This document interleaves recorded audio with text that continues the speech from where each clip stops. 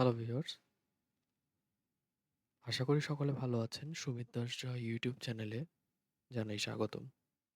আজকের ভিডিওতে দেখাবো আপনারা যারা অ্যাকাউন্টিং এর স্টুডেন্ট আছেন বা কমার্স ব্যাকগ্রাউন্ডের স্টুডেন্ট আছেন, আপনারা কিভাবে কুইক বুকসের কাজ করবেন এবং বাইরের যে কোনো কান্ট্রির কাজ করতে পারবেন এবং ইনকাম করতে পারবেন। তো আজকের এই 2026-এর কুইক বুকসের কিন্তু একটা আপডেট ভার্সন চলে এসেছে। এখন আগের মতো ইন্টারফেসটা নেই। এখন অনেক কিছুই চেঞ্জ চলে আসছে। তো আপনারা কিভাবে এই সফটওয়্যারটা ইউজ করবেন বা এই সফটওয়্যারের কি ফাংশন আজকের ভিডিওতে আমি দেখানোর চেষ্টা করব। তো প্রথমেই দেখেন এখানে আপনি যখন এই কুইক বুকসের মধ্যে ঢুকবেন, তখন কিন্তু আপনার এরকম একটা ইন্টারফেস চলে আসবে। তখন আপনি দেখবেন সবকিছু কিন্তু একটা ড্যাশবোর্ডের মধ্যে দেখা যাচ্ছে। Profit, loss, expenses, cash flow কত সবকিছু এক জায়গায় আপনি দেখতে পাচ্ছেন। আগে কিন্তু এরকমটা ছিল না।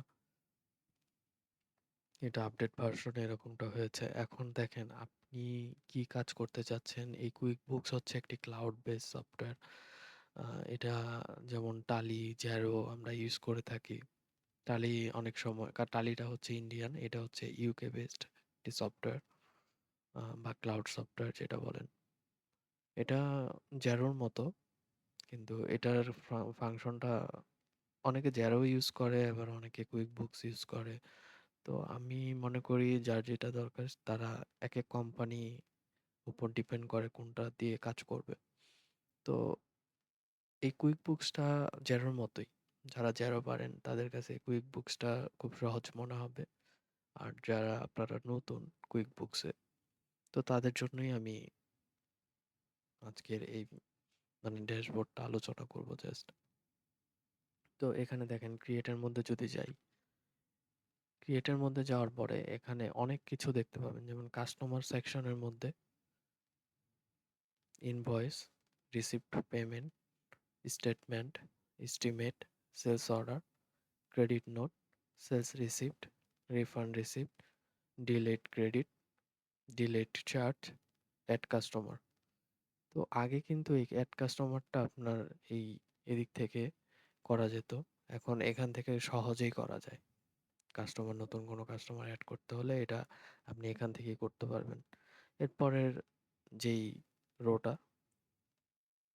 এখানে সাপ্লায়ার্স, এক্সপেন্সেস, সাপ্লায়ার্সের মধ্যে expenses, cheque, bill, pay bill, purchase order, item receive,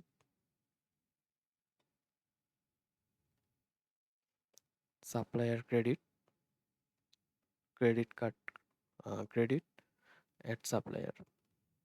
তারপরে tram employee, single time activity, weekly timesheet and আদার্সের মধ্যে task, bank deposit, transfer, journal entry, stock quantity adjustment, pay down credit card, add product or service, new chat. তো এখানে আপনি এই ক্রিয়েটের মধ্যে কিন্তু আপনি এক জায়গায় সবকিছুই পেয়ে যাচ্ছেন। এরপরে আপনি চাইলে এখান থেকে নিচের দিক থেকে বুকমার্কসের মধ্যে আপনি অ্যাড করতে পারবেন যে বিভিন্ন পেজ লাইক আপনি ব্যাংকের ট্রানজ্যাকশনের পেজটা এখানে কিন্তু আপনি যেন খুব সহজে খুব তাড়াতাড়ি ওটার মধ্যে অ্যাক্সেস করতে পারেন, বা কাস্টমার লেভেল বা কাস্টমারের যে এই সেকশনটা এটাকে এখানে বুকমার্কসের মধ্যে অ্যাড করলে কি হবে যে আপনি খুব সহজেই ওইটার মধ্যে ঢুকতে পারবেন তাড়াতাড়ি। তো এটা আপনার কাজের সুবিধার জন্য আপনি অ্যাড করে নেবেন। আমি যেমন বিলটা অ্যাড করে নিয়েছি। এরপরে দেখেন হোম তো এটাই, হোমের মধ্যে আপনি কুইক বুকসের মধ্যে যখন ঢুকবেন তখন কিন্তু এই হোম পেজের মধ্যেই থাকবেন। তারপরে ফিটের মধ্যে তেমন কিছুই নেই। রিপোর্টের মধ্যে আপনি এখানে রিপোর্টস পাবেন, বিভিন্ন standard report, custom reports, management reports, financial planning, cash flow planners, budget. তো এগুলো দেখলে আপনার যখন টোটাল এই আপনার ইয়ারলি একটা সামারি দেখতে চাইবেন, তখন কিন্তু এই রিপোর্টসের মধ্যে ঢুকলে আপনি ইয়ারলি একটা সামারি, ভালো একটা অ্যামাউন্ট, মানে কি পরিমাণ অ্যামাউন্ট, কি পরিমাণ আপনি এটা দিয়ে কিন্তু একটা ডিসিশন মেক করতে পারবেন ফাইন্যান্সিয়াল প্ল্যানিং এর ক্ষেত্রে দেখেন ক্যাশ ফ্লো কিরকম আছে, বাজেট করতে পারবেন। তো এখান থেকে একটা আইডিয়া পেয়ে আপনি কিন্তু একটা রিপোর্ট তৈরি করতে পারবেন, বা এখান থেকে একটা অ্যাজাম্পশন করতে পারবেন যে আপনার কিরকম বাজেট করা উচিত বা ক্যাশ ফ্লো কিরকম। তো আরেক এরপর হচ্ছে অল অ্যাপস। অল অ্যাপসের মধ্যে অ্যাকাউন্টিং, দেখেন এখানে কিন্তু এই যে ক্রিয়েটের মধ্যে যেগুলো ছিল ওইটাই এখানে একদম ডিটেলসে ভাগ করে দিয়েছে কোন সেকশনে কোনটা। যেমন অ্যাকাউন্টিং এর মধ্যে আছে bank transactions, integration transactions, receipts, reconcile, rules, chart of accounts, recruiting transactions, CIS, my accountant. এটা হচ্ছে অ্যাকাউন্টিং এর মধ্যে আমাদের বেশি দরকার হয় bank transactions, receipt, reconciliation, reconcile যেটা, চার্ট অফ অ্যাকাউন্টস, এই কটা বেশি আমাদের প্রয়োজন হয়ে থাকে। এরপরে এক্সপেন্স অ্যান্ড বিলের মধ্যে আপনি দেখবেন এক্সপেন্সেস, ট্রানজেকশন, সাপ্লায়ার্স, বিলস, মাইলেজ। তো এই সাপ্লায়ার্সটা বেশি কাজে লাগে, বা বিলস এর মধ্যেও কাজে লাগে। সেলস অ্যান্ড গেট পেইড, এখানে দেখেন সেলস ট্রানজেকশনস, ইনভয়েসেস, তারপর sales orders, quick books, pay out, products, products and services. এ গেল সেলসের ইয়াগুলা। তারপরে কাস্টমার হাব, এখানে আপনি কাস্টমার নিয়ে দেখতে পারবেন আপনার কি কি কাস্টমারের সাথে আপনি বিল করবেন বা ইনভয়েস করবেন, কাস্টমারকে আপনি ইনভয়েস দিবেন, সেটা এখান থেকে দেখতে পাবেন। Overview, customer level, customers and leads, এখানে ঢুকলে কিন্তু আপনি সবগুলো কাস্টমার একসাথে দেখতে পাবেন, এবং আপনি কাস্টমারের নাম বা আপনি কাস্টমারকে কিভাবে আপনি এখানে এন্ট্রি দিয়েছেন সেটার উপরে ডিপেন্ড করে আপনি যদি আপনার আহ, আমি এখানে লন্ডন বা ইউকের কাজ করতেছি, এই কাজের ক্ষেত্রে আমি যদি লন্ডনের জিপ কোড ইউজ করি, যেমন 91240FN, এরকম একটা জিপ কোড থাকে শেষে, ওই জিপ কোডটা দিয়ে আমি জাস্ট কাস্টমারকে কিন্তু খুঁজে বের করতে পারবো। বা এখান থেকে আমি ওই যে কোনো ধরেন ইনভয়েস নাম্বার বা ওই পোস্ট কোড এখানে সার্চ করে এখান থেকে আমি কিন্তু কাস্টমারকে ট্র্যাক করতে পারবো। তো কাস্টমার অ্যান্ড লিডস, এখানে সব কাস্টমারকে পাবেন আপনি। যে কোনো কাস্টমার আপনি চাইলে এখান থেকে অ্যাড করতে পারবেন, আবার এখান থেকে ক্রিয়েটে গিয়ে অ্যাড কাস্টমারে অ্যাড করতে পারবেন। তো এই গেল। এরপরে দেখেন opportunities, estimates, proposals, contracts, appointments, reviews. তারপর ওগুলা তেমন একটা লাগে না। তারপরে টার্মস, এমপ্লয়িজ, ইনভেন্টরি।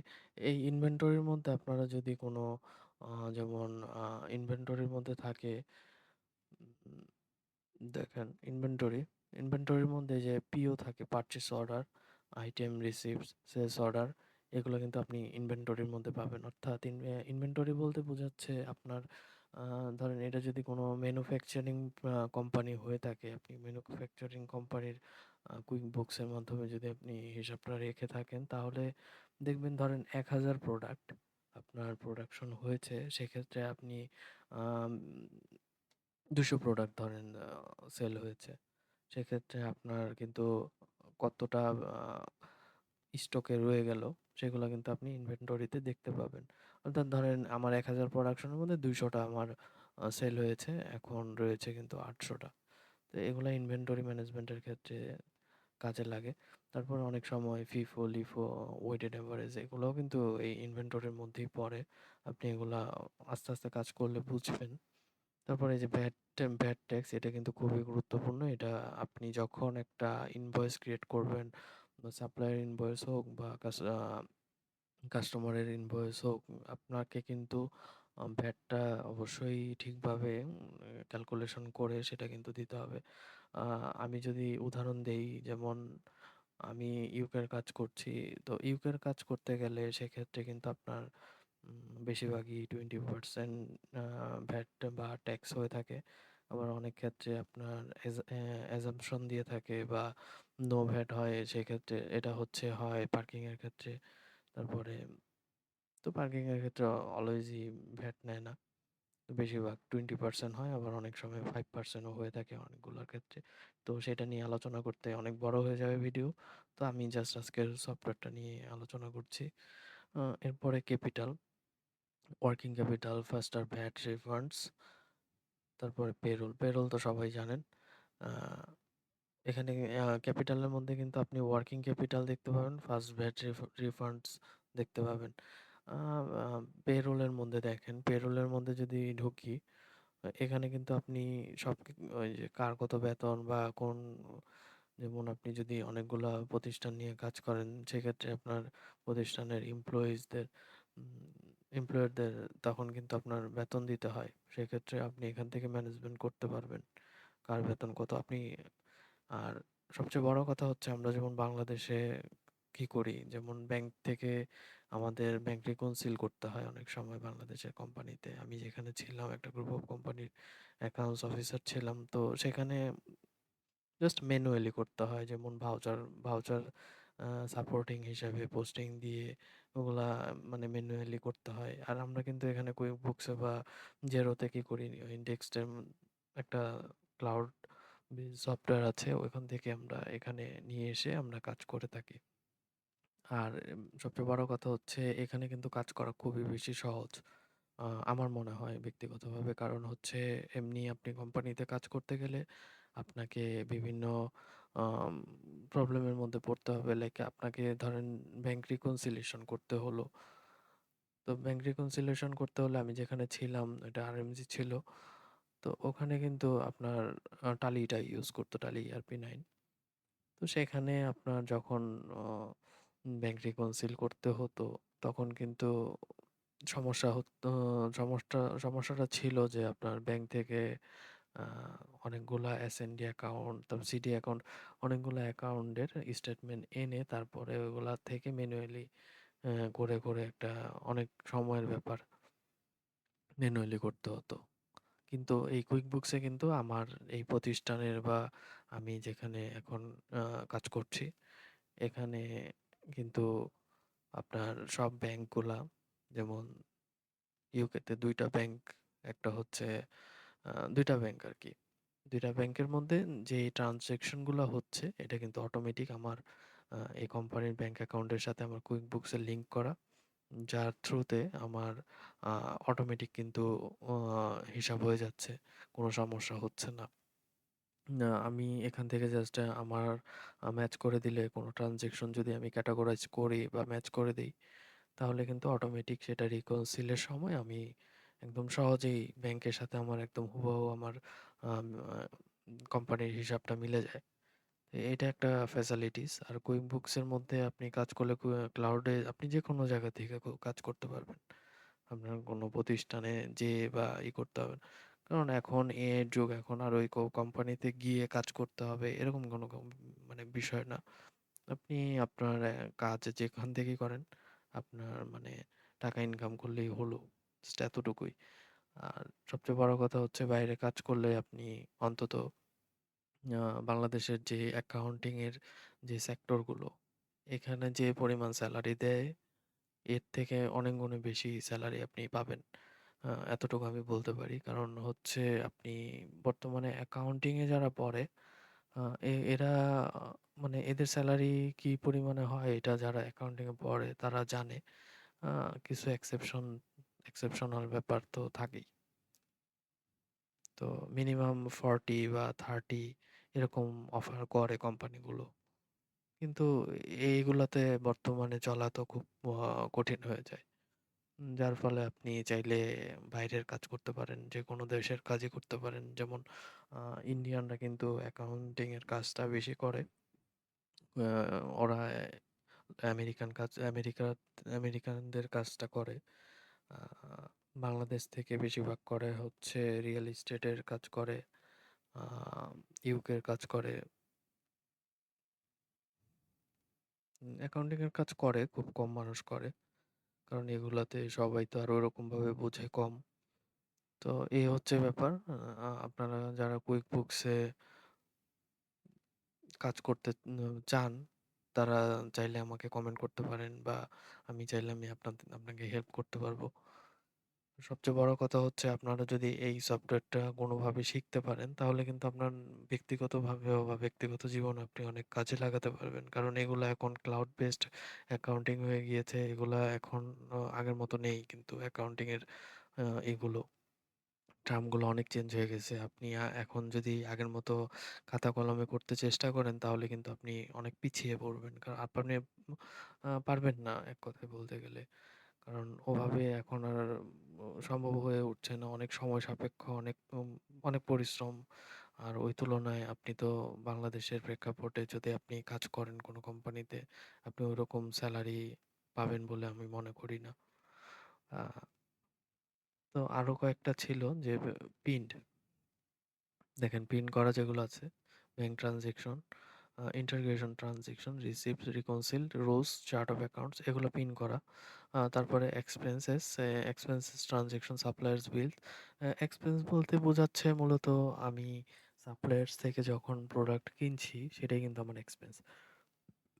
লাইক আমি কোনো একটা আ কোনো যেহেতু আমি ইউকের কাজ করি, ইউকে বেসড।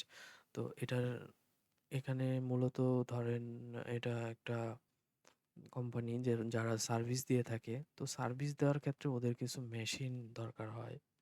ওই মেশিনগুলা যখন ওরা অন্য কোনো সাপ্লায়ার্স থেকে পারচেজ করবে, তো পারচেজটা কি হবে? আমার কিন্তু এক্সপেন্স।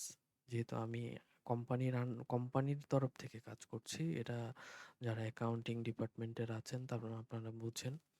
আ তো আপনি যখন কোম্পানির পক্ষ থেকে কোনো কিছু একটা প্রোডাক্ট কিনলেন বা ম্যাটেরিয়ালস কিনলেন, সেক্ষেত্রে কিন্তু এটা আপনার সাপ্লায়ার্স ক্রিয়েট হবে। সেক্ষেত্রে আপনি সাপ্লায়ার্সকে টাকা দিতে হবে বা এখানে পাউন্ড দিতে হবে আরকি। তো সেক্ষেত্রে কিন্তু আপনার এটা কিন্তু একটা এক্সপেন্স বা এরপর আরেকটা জিনিস হচ্ছে ইনভয়েস। আপনি যখন ইনভয়েস ক্রিয়েট করবেন আপনারও কিন্তু কিছু কাস্টমার থাকবে। হিউজ কাস্টমার থাকে। তো আপনি যখন কাস্টমার থেকে কোনো টাকা রিসিভ করবেন, এই টাকাটা আবার ২ ভাবে রিসিভ হয়ে থাকে। একটা হচ্ছে কার্ডের মাধ্যমে রিসিভ হয়। আরেকটা হচ্ছে ব্যাংকের মাধ্যমে কি চেকের মাধ্যমে বা ফান্ড ট্রান্সফারের মাধ্যমে করে থাকে। তো এই ২ ভাবেই হয়। একটা হচ্ছে কার্ডে আরেকটা হচ্ছে ব্যাংকে। তো এই ২ ভাবেই আমাদের দেশে যেরকম হাজার, হাজার ব্যাংক বা অভাব নেই, ব্যাংকের কোনো মানে সিস্টেম নাই। তো ওদের মধ্যে আবার এগুলো নাই। অ্যা খুবই মানে খুবই গুছানো। কি বলবো আসলে অ্যাকাউন্টিং এর কাজ যারা করেন বাংলাদেশের একবারে প্যাচ লাগানো সবকিছুর মধ্যে কোনো সিস্টেম নেই। বা যারা এগুলা করে এরাও অনেকে জেনে করে আবার অনেকে না জেনেও করে বা যাই হোক না কেন যেভাবেই হোক। তো বিষয়টা হচ্ছে কিন্তু বাইরের দেশে যারা থাকে বা এদের জীবনযাত্রা, এরা যেভাবে কাজ করে, যেভাবে গুছিয়ে করে, এরা যেভাবে মানে সভ্য জাতি, এদের পরিচয়টা কিন্তু আমরা এদের কাজের মধ্যেও দেখতে পারি। তো বিষয়টা হচ্ছে এরকমই। তো ওদের মধ্যে এত ব্যাংক বা এত করে না। জাস্ট সিম্পল সবকিছুর মধ্যে একদম লিঙ্ক করা। একটার সাথে আরেকটা লিঙ্ক করা। তো এভাবেই আসলে কাজগুলা হয়ে থাকে। বাইরে যারা কাজ করবেন ইন ফিউচারে একসময় এগুলো আরো বাড়বে। আপনারা যখন ইন ফিউচারে কাজ করবেন তখন কিন্তু আরো কিছু বুঝতে পারবেন। আপনারা এখন ডিজিটাল যুগ, এআই যুগ। এখন এগুলোর মধ্যে ইনভলভ না হতে পারলে আপনারা অনেক পিছাইয়া পড়বেন। কারণ অ্যাকাউন্টিং এখন আর আগের মতো নাই যে আপনি খাতা কলমে ঘর করে জার্নাল, লেজার এগুলো করবেন। এখন কিন্তু এগুলো নেই। এখন অন্যরকম ক্লাউড বেসড সফটওয়্যার আপনি ইউজ করতে না পারলে ক্লাউড বেসড সফটওয়্যারের মধ্যে আমি বলি কুইকবুকস, জেরো, ডেক্স, এসএপি, মার্জ ইআরপি, তারপরে হচ্ছে সেজ, তারপরে আপনার আ আমি অগ্রণী ব্যাংকে একটা সফটওয়্যার ইউজ করে ওরা আ ওম ওমা ইমাগো। তারপরে এর আগে আমি আরেকটা প্রতিষ্ঠানে ছিলাম। ওইটা হচ্ছিল একটা উম ওরা ইউজ করে মার্জ ইআরপি। তো merge ERP Indian software, SAP হচ্ছে জার্মান সফটওয়্যার। আ কুইকবুকস লন্ডন উম বা এটা মনে হয় লন্ডনেরই হবে। সেইজটা লন্ডনের। জেরোটা মনে হয় আমেরিকান। এরকম আরকি কয়েকটা দেশের ওরা নিজেদের ভাগ করে নেয়। তো এভাবে কিন্তু আপনারা আপনাদের কাজগুলা করতে পারবেন বা আপনার দৈনন্দিন জীবনের আপনার জীবিকা নির্বাহের জন্য হোক, যেকোনো কারণেই হোক, আপনি যারা বিশেষ করে অ্যাকাউন্টিং এর স্টুডেন্ট বা বিজনেস ব্যাকগ্রাউন্ডের আছেন, আপনারা কিন্তু অবশ্যই এগুলোর মধ্যে ইনভলভ হওয়া উচিত। কারণ বাংলাদেশের প্রেক্ষাপটে আপনি জব পাবেন কিনা বা এই 40-50 হাজার টাকা ইনকাম করবেন, তো এগুলো আসলে আমাদের দেশের প্রেক্ষাপটে খুবই কঠিন। 40-50 হাজার টাকা পাওয়া বা এরকম ইনকাম করাটা খুবই টাফ। তো আস্তে আস্তে এগুলোর মধ্যে আমাদের ইনভলভ হতে হবে, কারণ এগুলো ছাড়া এখন বর্তমানে আপনার নিজের জানার জন্য হলেও এগুলা মানে ক্লাউড বেস সফটওয়্যারগুলো জানতে হবে। তো আপনি যদি এই সফটওয়্যারগুলো জানেন বা একটা প্রতিষ্ঠানে আপনি জয়েন করেন, তাহলে কিন্তু আপনি আরো বেশি কাজে এক্সপার্ট হয়ে যাবেন। যেমন টালি, ইআরপি এগুলাতে আপনি, যেমন টালিতে টালি ইআরপি 9 এ আপনি কিন্তু পোস্টিং দিতে হয় আপনার ম্যানুয়ালি, যেমন জার্নাল, আপনি জার্নাল করে করে আপনি ওখানে ন্যারেশন দিয়ে টাইপিং করে একদম আস্তে আস্তে করতে হয়। তো এইভাবে আপনি টালিটাও যদি ভালো মতো জানেন, তাহলে কিন্তু অ্যাকাউন্টিং এর ব্যাপারগুলো কিন্তু আপনি আরো ক্লিয়ার হতে পারবেন। তারপর আরো অনেক কিছু থাকে, যেমন ফাইন্যান্সিয়াল স্টেটমেন্ট থাকে, এর মধ্যে cash flow statement, income statement, তারপরে ব্যালেন্স শিট, ওনার সিকিউরিটি, এরপরে রিপোর্টিং, বিভিন্ন কিছু থাকে অ্যাকাউন্টিং এ। যারা আছেন আপনারা হয়তো জানেন, আর অন্য ব্যাকগ্রাউন্ডে যারা আছেন এখন অন্য ব্যাকগ্রাউন্ডের লোকরাও দেখলাম যে ব্যাংকে জব করে বা ব্যাংকে ভাইবা দেয়, করে, যেমন সিএসসি, এলএলবি এরাও দেয়। ইভেন সবচেয়ে মজার বিষয় হচ্ছে এখন যারা অন্য ব্যাকগ্রাউন্ড বা যেকোনো বিষয়ে অনার্স করেছে, তারা এখন সিএ বা সিএমএ এগুলা করছে। মানে প্রফেশনাল ডিগ্রি এরা করছে হঠাৎ করে এসে। তো এরা কিন্তু আসলে ভালো কিছুই করতে পারতেছে না। কারণ তাদের একটা ডিপার্টমেন্ট থেকে এইসব বুঝতে হলে কিন্তু অনেক সময়ের ব্যাপার বা অনেক কিছু দরকার হয়। ব্যাকগ্রাউন্ডটা ঐরকম হলে কিন্তু আপনি বুঝতে সুবিধা হয়। তো দিন শেষে এরা ডিপ্রেশনে পড়ে। তো আমার মতে হচ্ছে এই সেক্টর ওয়াইজ যে জিনিসগুলা হচ্ছে, যেমন আপনি যে ব্যাকগ্রাউন্ডের, আপনাকে যদি ওই ব্যাকগ্রাউন্ডে দেয়, আপনি কিন্তু ওই ব্যাকগ্রাউন্ডে খুব বেশি ভালো করতে পারবেন। নিয়মটা কিন্তু এরকমই।